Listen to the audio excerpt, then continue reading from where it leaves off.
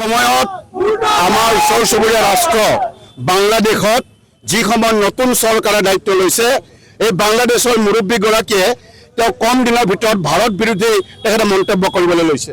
উত্তৰ পূবক লৈ তেখেতে যেনেকৈ আমাৰ শত্ৰু ৰাষ্ট্ৰ এক প্ৰকাৰ শত্ৰু ৰাষ্ট্ৰ পাকিস্তানত গৈ তাৰ মুৰব্বীজনৰ লগত উত্তৰ পূবক খণ্ডিত কৰিব লাগে বুলি আওপকীয়াকৈ তেখেতে ঘোষণা কৰিছে।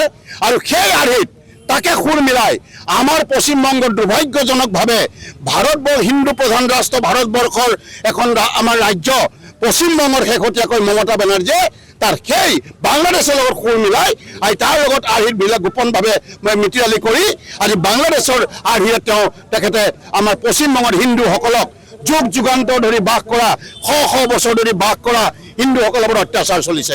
তাৰ শ বছৰ থকা মন্দিৰবিলাকক তেওঁলোকে ভাঙিবৰ কাৰণে উচতনি দিছে। আৰু তাৰ পৰিপন্থীত আজি ভাৰতবৰ্ষ তাৰ এই নহয়, মমতা বেনাৰ্জীৰ নেতৃত্বৰ এই চৰকাৰখনৰ দিনৰ সেই হোৱা ঘটনাই আজি ওচৰ চুবুৰীয়া ৰাজ্যবিলাকৰ ইয়াক বিয়া পাবৰ কাৰণে তেখেতসকলে কূটনৈতিকভাৱে ভিতৰে কৌশল ৰচনা কৰি আছে। তাক ৰক্ষণা দিবৰ কাৰণে আজি ৰাষ্ট্ৰপতি মহামহিম ৰাষ্ট্ৰপতিক আজি এই বিষয়ে অৱগত কৰিবৰ কাৰণে আজি তাৰিখত সমগ্ৰ দেশজুৰি আজি ইয়াক প্ৰতিবাদ কৰা হৈছে হিন্দুসকলৰ সুৰক্ষাৰ স্বাৰ্থত। কাৰণ এই ভাৰতবৰ্ষৰ হিন্দু প্ৰধান ৰাষ্ট্ৰ, ইয়াত যদি হিন্দুৰ সুৰক্ষা নাথাকে তেন্তে হিন্দুৰ সুৰক্ষা ক'ত থাকিব? পশ্চিমবংগত মমতা বেনাৰ্জী নেতৃত্বাধীন তৃণমূল চৰকাৰৰ প্ৰত্যক্ষ পৃষ্ঠপোষকতাত আমাৰ হিন্দু সমাজৰ ওপৰত বিভিন্ন ঠাইৰ বিভিন্ন অঞ্চলত যি অত্যাচাৰ চলিছে, আমাৰ যিবিলাক আমাৰ মৰ্মস্থল ধৰ্মীয় উপাসনাস্থলী মঠ মন্দিৰ সেইবিলাকত যি আক্ৰমণ চলিছে, আমাৰ দেৱ দেৱী দেৱতাৰ প্ৰতিমূৰ্তিসমূহ ভাঙি পেলোৱা হৈছে। যেনেদৰে আফগানিস্তানত তালিবানী উগ্ৰপন্থীয়ে হিন্দুৰ প্ৰতিমূৰ্তিবোৰ ভাঙি পেলাইছিলে, ঠিক তেনেদৰে আমাৰ জীয়ৰী বোৱাৰীসকলৰ ওপৰত জীয়ৰী বোৱাৰীৰ ওপৰত সতীত্ব নাশ কৰিছে।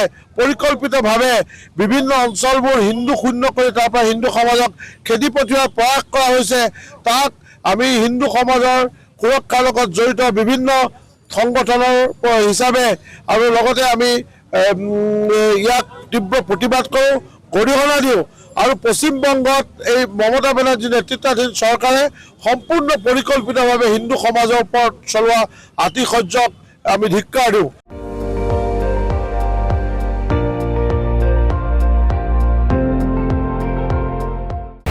আপুনি চাই আছে ND24, সৰ্বশ্ৰেষ্ঠ নহয় সৰ্বোত্তমৰ দৌৰ।